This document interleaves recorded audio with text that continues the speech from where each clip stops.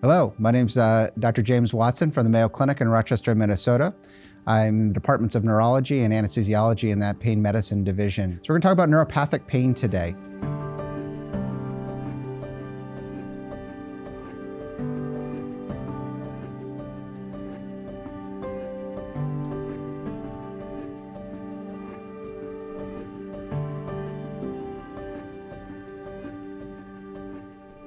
So neuropathic pain, as you know, is a very common condition, but one for which, unfortunately, it is very challenging sometimes to find a treatment regimen that's both efficacious and well tolerated. So today we're going to focus on non-opioid pharmacologic management for neuropathic pain. How do we optimize our success with some of those agents we're all used to using, those first-line agents? What errors or mistakes do we see that we could do better with in finding success with those medications? And then what do we do with those patients who remain refractory despite our best efforts at success with these pharmacologic strategies? What are our second-line and third-line agents in these conditions? As we talk about neuropathic pain pharmacologic management, it's important to recognize that not all the medications that we talk about are FDA approved for the treatment of neuropathic pain. In fact, many of those tried and true and considered first-line agents for neuropathic pain are not FDA approved for the treatment of neuropathic pain, and we'll identify those as we move through. The medicines that are FDA approved for the treatment of neuropathic pain are limited.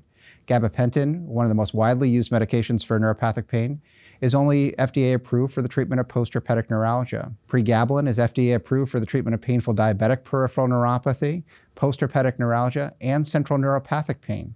Duloxetine is FDA approved for painful diabetic peripheral neuropathy.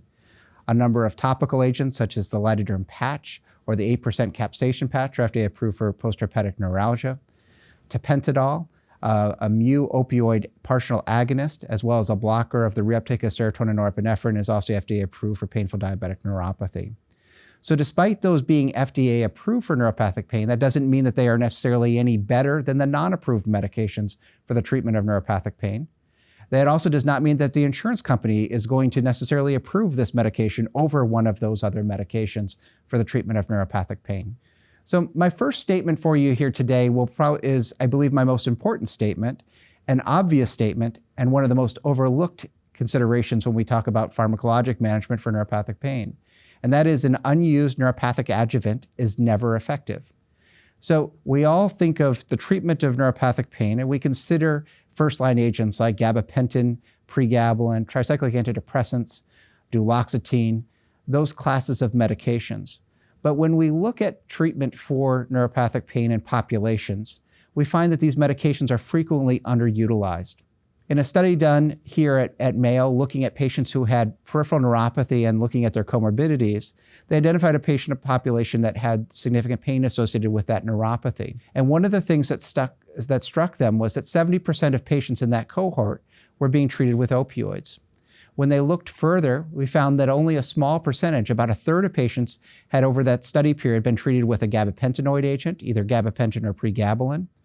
About just over 15% treated with a tricyclic antidepressant, 12% treated with an SNRI, a serotonin norepinephrine reuptake inhibitor such as duloxetine or venlafaxine. So neuropathic pain adjuvants that were non-opioid based are underutilized. We took that a second step and we looked at patients and we said, for patients who are on chronic opioid therapy, surely we must be better about using these adjuvant medications before we commit someone to chronic opioid therapy, defined as treating with opioids for more than 3 consecutive months. When we looked at that population with painful peripheral neuropathy, we did find a higher utilization of these adjuvants. Just about under 2/3 were treated with the gabapentinoid agents, about a third treated with tricyclic antidepressants, and about a quarter treated with SNRIs. But we still see a significant underutilization of these agents before people committed to a treatment with chronic opioid therapy. We need to use these adjuvant medications, particularly as the paradigm has shifted in relationship to the role and safety of opioids in treating neuropathic pain. So let's look at how we mitigate failure of these first-line agents. And so we're going to talk about a few of the common agents and a few of the common mistakes. So tricyclic antidepressants, things like nortriptyline or amitriptyline, have been tried and true in the treatment of not just neuropathic pain, but other various pain syndromes, whether that be headaches, myofascial pain, central sensitization syndromes like fibromyalgia, or visceral hypersensitivity syndromes. It's not FDA approved for any one of those, yet it is considered a first-line agent for all of those. We know that this works by blocking the reuptake of serotonin and norepinephrine from a mechanism of action standpoint, but that the challenging part for using tricyclic antidepressants are the challenging side effects from the medication.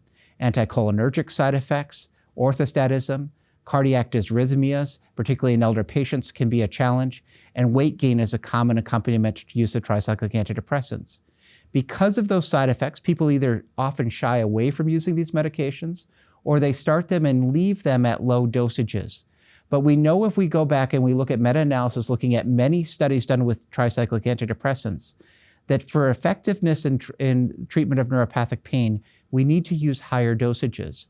Goal dosages of about 100 milligrams per day of something like amitriptyline or nortriptyline are needed for efficacy in the treatment of neuropathic pain. Most patients who come to see me in a tertiary center for failure of prior treatments for their neuropathic pain are at much lower dosages than that.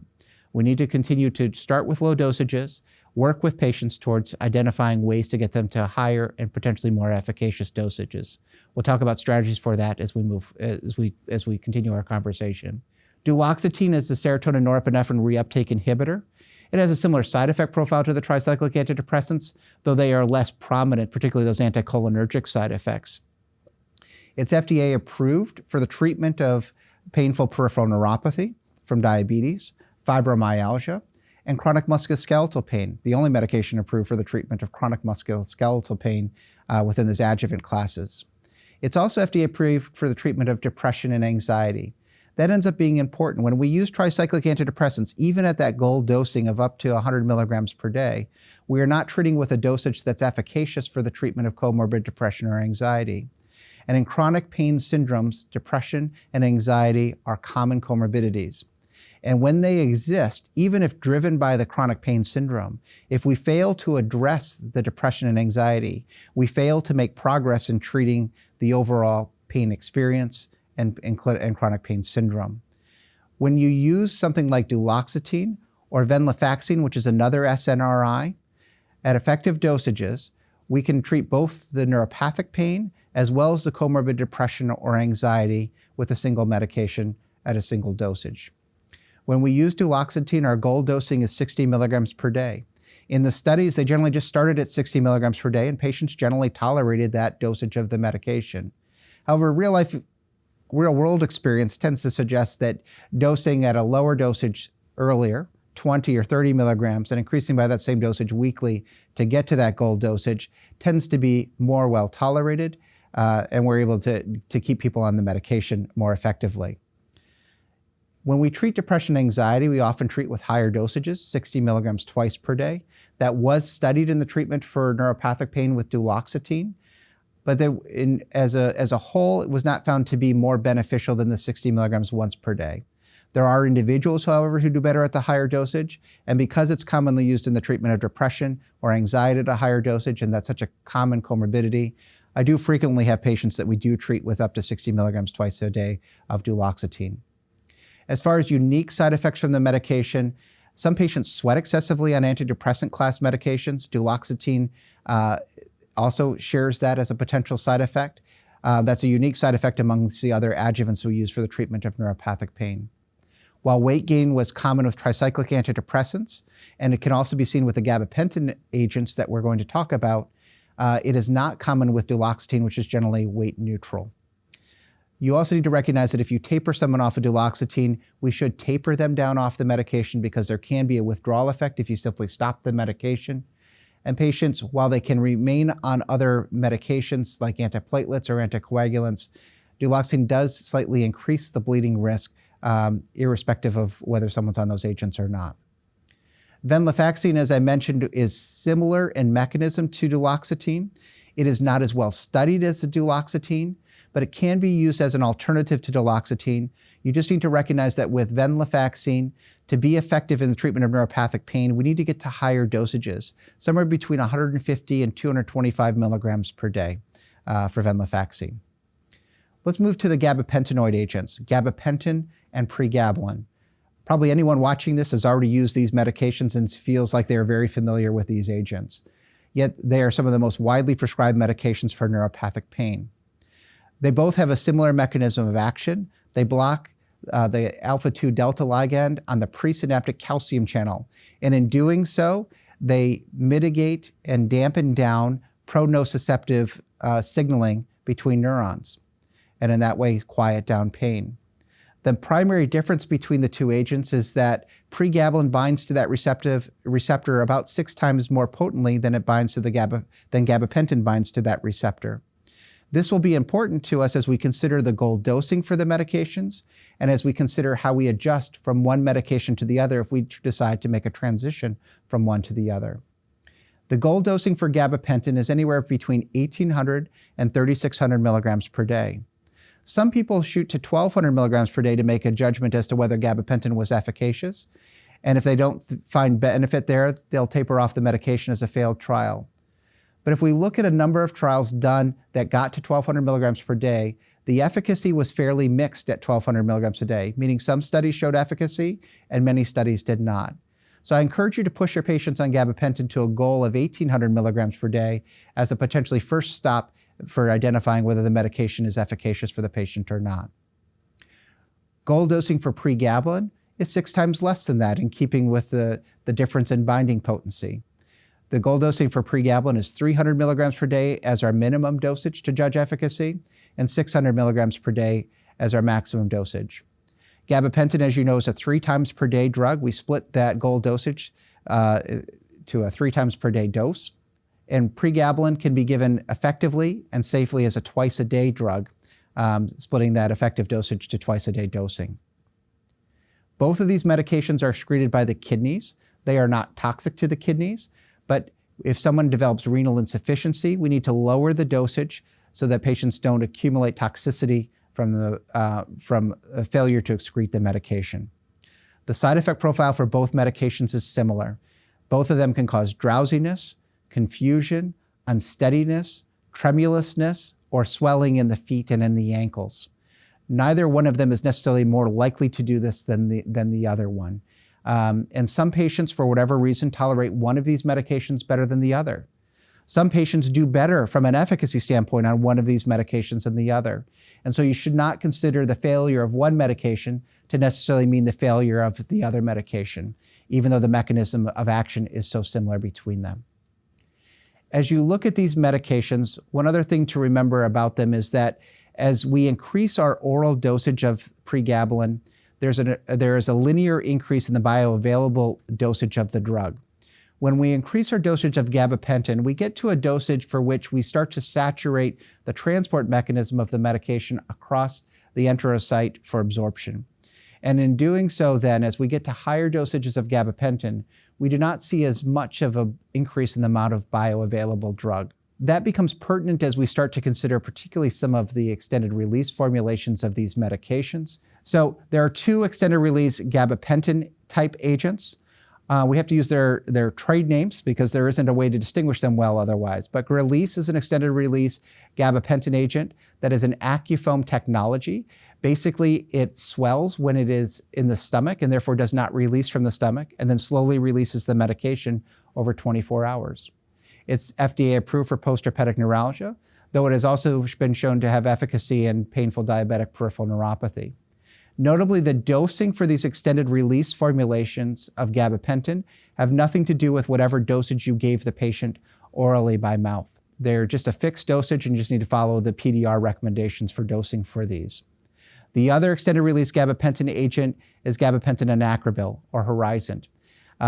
It is most commonly used for restless leg syndrome at a goal dosage of 600 milligrams in the evening. Again, the dosing for this is not related to the dosing that you would use for regular formulation gabapentin.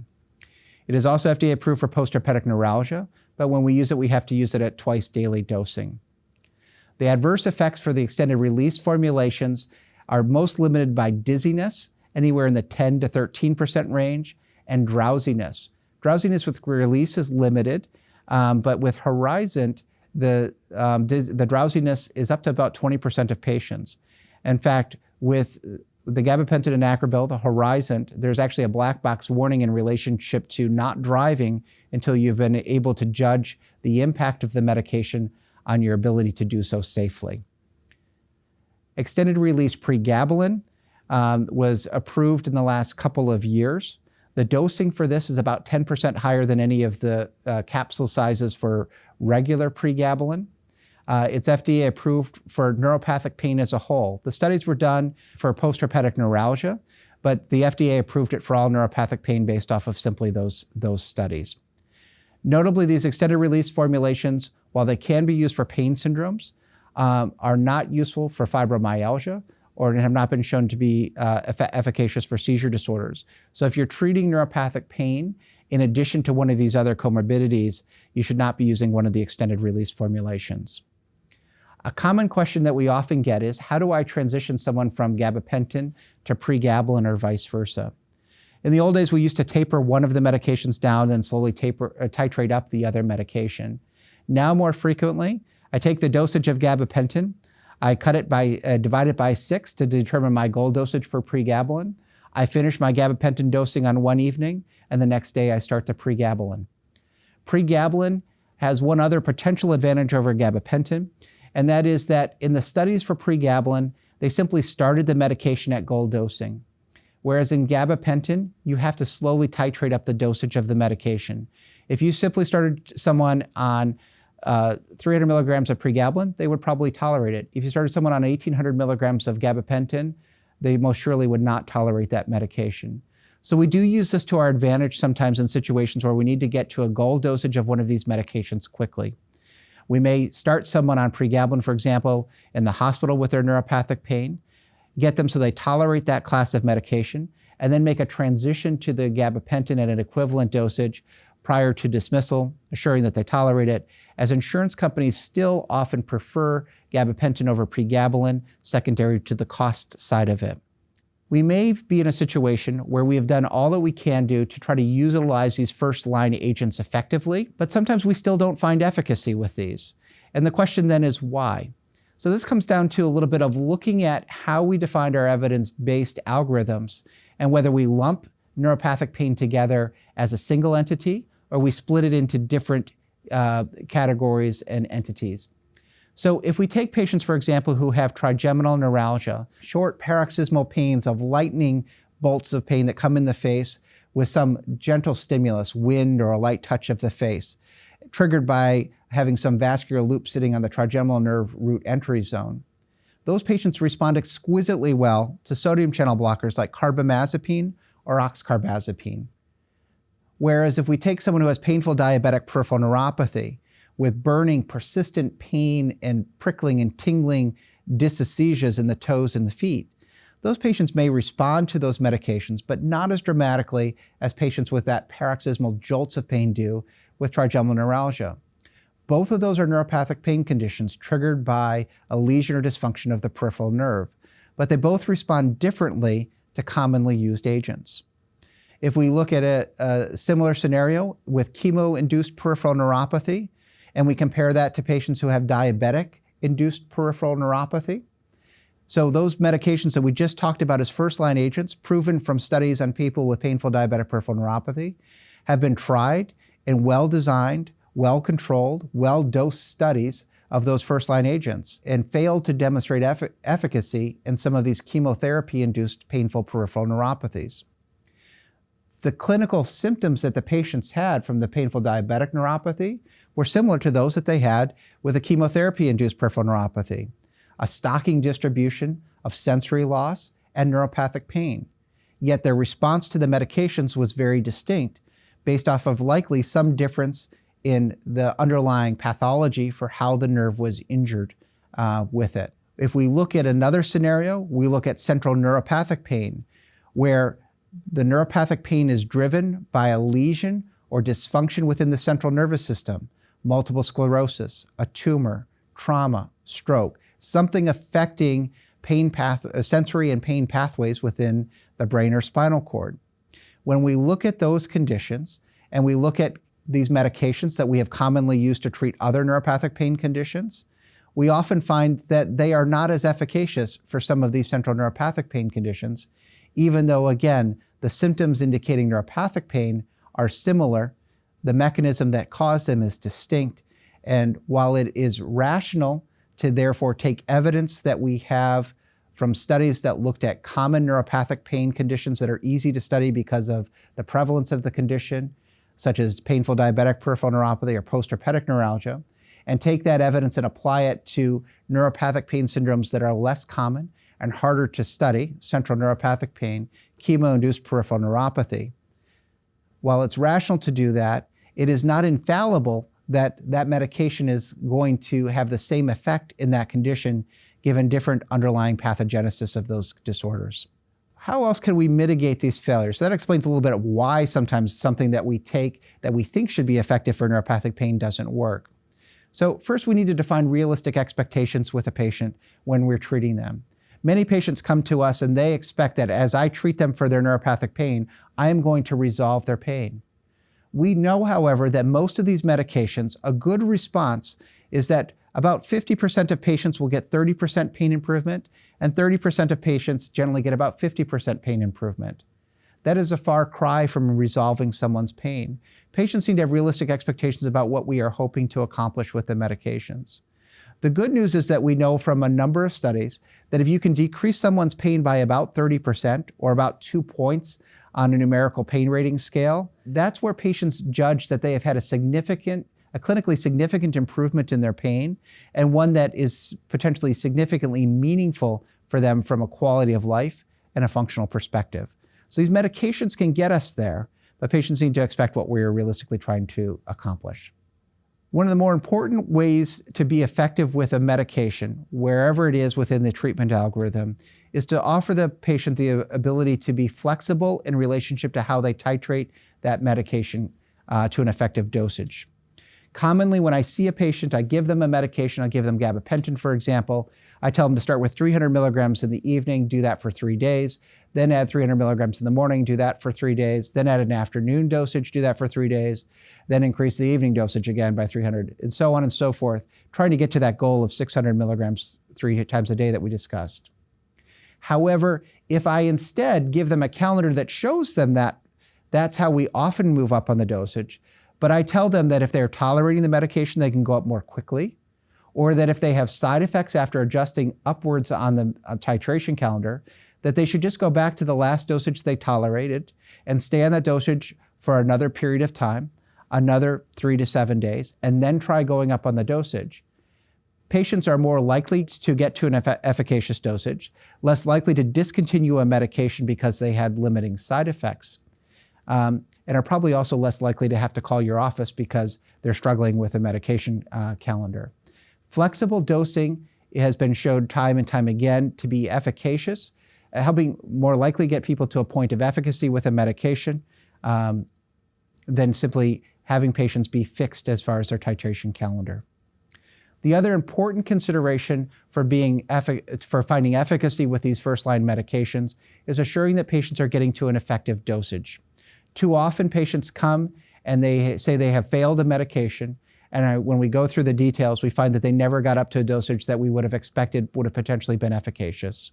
We've tried to stress what the potentially efficacious dosages of these first-line agents are in our conversation to this point. Because there's a limited effect of these medications, patients often still may feel that there has been benefit, but are still struggling. And in those situations, we often need to add another medication with a different mechanism of action to the regimen. This is rational polypharmacy. The studies that have looked realistically at using different medications of different mechanisms of action to treat neuropathic pain have found consistently that when you use those medications in combination, that they tend to work better than if you use just one of those agents individually, even if those medications individually were better than placebo. Now, we have to balance this a little bit because there's also a higher side effect profile when we do this as well. And so if I can get away with monotherapy with a single agent, and I can effectively dose that, and that's sufficient to take care of a patient, that is still my primary goal. But if I get to, and I've optimized my dosing of monotherapy, and that is still insufficient, but it has been beneficial, then I'm going to add to it instead of replacing it. And I'm going to use a different medication of a different mechanism of action in addition to that. The studies that have looked at this rational polypharmacy have looked at combinations of antidepressant class medications with gabapentinoid agents. They've looked at each of those other drug classes with opioids as well. And irrespective of the combination, they found the combination therapy to be more effective than the monotherapy. The final thing that you need to recognize when we are looking at how do we maximize the success of these first-line agents is to assure that we have addressed comorbidities. Patients with chronic pain have comorbid depression, anxiety, and non-restorative sleep disorders commonly. Those things decrease your likelihood of being successful in treating the overall pain syndrome if you don't address those comorbidities. So when you see someone with chronic pain, you can't simply address the neuropathic component with a pharmacologic treatment. You have to address the comorbidities and get the patient to buy in and understand the importance of addressing those comorbidities to make progress as a whole on the patient's overall pain experience. Moving forward, now what? I still have a patient that I've done what I can do. I use the appropriate first-line medications. I dose them appropriately. We use flexible dosing to get them to the optimal dosage and to assure that they were tolerating the medication. We've treated their comorbidities, and the patient is still struggling. So when we look at these situations, we say, well, let's first focus on where is the pain pattern. If this is a localized pain, there may be things that we can do in a localized fashion, non-systemically, that may be able to be impactful for that pain. So people have commonly used 5% lidocaine patch, the Lidoderm patch, for post-herpetic neuralgia with great efficacy. There's an over-the-counter version, a 4% patch. The mechanism of delivery of the lidocaine is a little bit different between the two, but they're often used interchangeably in real-world practice. Patients are supposed to take those off after 12 hours. Your patients are generally not taking those off after 12 hours. Know that there have been studies that have looked at what happens when patients don't take these off. And fortunately, what some of the risks that people had been concerned about, such as lidocaine toxicity, we really never get to any appreciable amounts of lidocaine within the system to put them at risk for cardiac toxicity. They don't get even within 10% of the systemic levels of lidocaine to cause a cardiac effect, even leaving the lidocaine patch on for 24 hours. We also don't tend to see the significant skin issues with having that area continually covered that sometimes has been a worry as well. The other local topical solution that we can use is an 8% capsaicin patch. Know that if you use capsaicin as a topical cream over the counter, you can get this as a 0.075% cream. This is an 8% patch. There's a lot of capsaicin in here, and this has to be handled carefully. It has to be applied within your office by your nurses who have been trained in relationship to how to apply this. We identify the area of localized pain. We generally mark it with a marking pen. We then numb the area where the neuropathic pain sits with a topical local anesthetic, which stays in place for 60 minutes. That then is wiped clean, and we place the patch over the area that's been anesthetized. And we leave that in place for 60 minutes and then remove it. The studies have shown that with a single application, we decrease pain levels by about 30%, and that single application keeps pain levels down over a period of approximately 3 months, at which time this could be repeated. Now, the challenge with this is that patients often feel like they've had a severe sunburn after this. Many patients feel that they need to be on an analgesic actually over the course of the week following this. One of the practices that uses this most widely in the country applies ice on top of the patch when it is in place for that 1 hour, and have reported that they have better outcomes and less frequently need to use the analgesics following when they use that application method.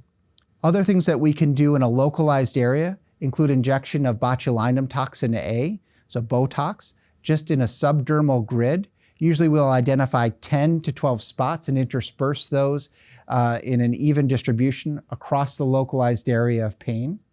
We'll then take 50 units of botulinum toxin A, dilute it down to 1 or 1.2 mLs, and apply 0.1 mLs of this mixture into each of these spots in the subdermal grid. This has been well studied. This has shown efficacy for painful diabetic peripheral neuropathy, post-herpetic neuralgia, trigeminal neuralgia-related pain, and other focal neuropathic pain conditions. I think this is one of the things that is not commonly used, but for which we've had good efficacy and success in using. The challenge is getting it approved by insurance companies and the cost of the botulinum toxin. What about those patients who come to us and they've been on everything, they don't want to be on another prescription medication, or some people just don't want to be on a prescription medication? So 2 more naturopathic agents have been well studied for painful diabetic peripheral neuropathy: alpha-lipoic acid at a dosage of 600 milligrams a day, or acetyl L-carnitine at a dosage of 1,000 milligrams 3 times per day, have been shown to be effective in treating neuropathic pain in those conditions. Whether they work for other neuropathic pain conditions, I think, remains uncertain. When we think about prescription medications, the one medication class we haven't really discussed a lot in detail are sodium channel blockers. I mentioned that carbamazepine and oxcarbazepine are useful and both considered the gold standard of treatment for trigeminal neuralgia. But what about more common neuropathic pain conditions where you have a persistent, burning, dysesthetic quality of pain? Sodium channel blockers can potentially be efficacious there. Oxcarbazepine in recent meta-analysis has been deemed to be effective in the treatment of painful diabetic peripheral neuropathy. The data for carbamazepine is much more limited in that setting. But where these medications really shine are situations where even if they have a persistent background neuropathic pain, they also get superimposed jolts or paroxysms of pain, kind of like we described with trigeminal neuralgia, but in this situation occurring wherever the neuropathic pain is, in the foot or the leg. People who get these paroxysms of neuropathic pain respond exquisitely well to sodium channel blockers. And when you get that history, this should be one of the earlier agents that we reach to from a treatment perspective. I like oxcarbazepine because it is generic, it's a twice-a-day drug, and unlike carbamazepine, does not require regular monitoring of CBC or LFTs for potential toxicity. Like carbamazepine, however, it can cause hyponatremia. It can also interfere with oral contraceptive pills.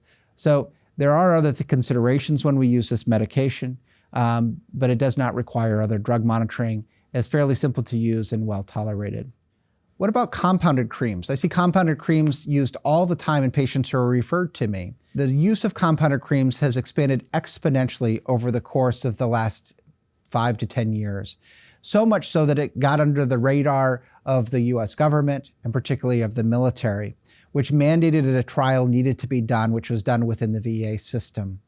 This trial looked at neuropathic pain, looked at nociceptive pain, and other mixed pain syndromes that were harder to classify. And it went around the country and it looked and said, what do people generally mix in their compounded creams? Ketamine, gabapentin, clonidine, lidocaine, etc. for various conditions, and what concentrations did people use? And particularly, what did they use at the higher levels of those concentrations? And they did a placebo-controlled trial looking at each of these different types of pain syndromes with these compounded creams. And what they found is that compounded creams were no more effective than placebo. So while commonly used, unfortunately, the evidence does not support efficacy for compounded creams, though there is also considerable evidence that there are no significant side effects from these topical creams either. All of this is pushing towards decreasing utilization of these compounded creams. So as we get to our final agents, what are the other considerations kind of outside of the traditional thinking or box of what people are usually thinking to treat neuropathic pain that's been refractory? Well, NMDA antagonists we know are important because NMDA receptors are important for both developing tolerance to opioids, developing neuropathic pain, and specifically central sensitization with hyperalgesia. So there are a number of NMDA antagonists. The most well-known is ketamine, a still widely used anesthetic agent. We still use this commonly in the postoperative setting for patients who have opioid tolerance, and it's really revolutionized how we are able to care for these patients and move past their opioid tolerance so that we can use parenteral opioids to manage their postoperative acute pain. Ketamine has also been studied as an infusion therapy for patients with CRPS and for a number of other neuropathic pain syndromes. The challenge with ketamine has been that ketamine works well while it's infusing, but the sustained response for ketamine is limited. CRPS might be an exception as far as a sustained response from the ketamine, but most neuropathic pain conditions, the ketamine response is limited in duration. So people have looked at oral forms that someone could take on a more regular basis. Dextromethorphan was a prime candidate, widely available, a good NMDA blocker. Unfortunately, at least in Caucasians, 90% of Caucasians will rapidly metabolize this because of an enzyme in the cytochrome P450 system, and therefore they don't get any efficacious NMDA block. It turns out that quinidine, though, blocks the hepatic metabolism. And there is a formulation now of dextromethorphan and quinidine that is used for the treatment of pseudobulbar effect for patients with ALS. And a small trial looked at utilizing this combination of medications for neuropathic pain and found that it did have some potential efficacy. There has not been follow-up studies for this on large scale, but it is a consideration for a patient who either has opioid tolerance or who has significant central sensitization with evidence of either allodynia, excessive pain to a non-painful stimulus, or hyperalgesia. Another medication that's commonly available that's an NMDA antagonist is memantine, or Namenda. It's a medicine used for moderately severe dementia. This medicine has been widely studied for a number of neuropathic pain conditions. And unfortunately, most of those trials have been negative. A few have been positive, but I'd say the trend is that this is not an efficacious medication for neuropathic pain. I mention it only because of this, and that is that if we're going to use an NMDA antagonist, the rational place to use that medication is in a situation where someone has opioid tolerance or someone has evidence of central sensitization with either allodynia or hyperalgesia on their examination. That is not what these medications in some of these trials have looked at using these medications for. So I do sometimes consider an NMDA antagonist in those two clinical scenarios, but you have to have evidence of either opioid tolerance or central sensitization. Another medication that's gotten some favor over the course of the last few years is using low-dose naltrexone. Naltrexone is a medication used in opioid use disorder or opioid addiction. When it turns out, though, that when you use naltrexone, which blocks mu and kappa opioid receptors, at a low dosage, about 1/10 of the dose we use for the treatment of opioid addiction, it has different effects. It blocks the mu receptor at this low dose, and it actually triggers the system to enhance the release of endogenous opioids, endorphins. It also modulates and dampens down microglial activation, and it decreases pro-inflammatory cytokines and has therefore an impact on dampening down pain signaling. So low-dose naltrexone, using 4.5 milligrams before bed, is well tolerated generally. A small percentage of patients get headaches. About a third of patients get vivid dreams, but not usually nightmares, and those usually improve with time. And we found some success in using this for patients who have central sensitization syndromes like fibromyalgia. The final consideration for the treatment of neuropathic pain when all other things have failed that has increasing evidence for it is the use of medicinal cannabinoids. Now, we are still fairly naive in relationship to understanding what proportion of cannabidiol versus THC is most likely to be efficacious for an individual with neuropathic pain of a certain type, or whether it is just very individually based for that. But there is a number of trials that have looked at using cannabinoids for challenging neuropathic pain conditions such as central neuropathic pain, HIV-associated neuropathy. We know it works for spasticity, mixed neuropathic pain states. There's a number of trials looking at. And in all of these, we found some benefit and some with using cannabinoids. I think there are still a number of unsettled questions. We don't have large randomized controlled trials. We don't know, are there certain populations that really absolutely should be contraindicated? What is the best way to administer? Again, the proportion of THC versus cannabidiol. And we don't have long-term data on how people do with this treatment algorithm. But it is an option for those patients who have been refractory to other traditional treatments. So in summary, we do have effective adjuvant treatments for neuropathic pain. And they can be effective if, number one, you decide to use them. And we, again, too often fail to do so. With care, we need to mitigate kind of failure by using flexible dosing, adequate, effective potential dosing. We need to set realistic expectations. And when we have benefit, but it's incomplete, then we need to add to it by using another medication with a different mechanism of action, this rational polypharmacy. There are some non-first-line agents that I think have a role in selected populations and are underutilized. Onabotulinum toxin A, Botox for focal subdermal grid administration, and for paroxysmal pain, sodium channel blockers should be used earlier in the treatment algorithms. And we're still defining kind of the role but there is some promising data, at least on the use of NMDA antagonist, low-dose naltrexone, and cannabinoids for the treatment of neuropathic pain. I appreciate your attention today and joining me for this conversation.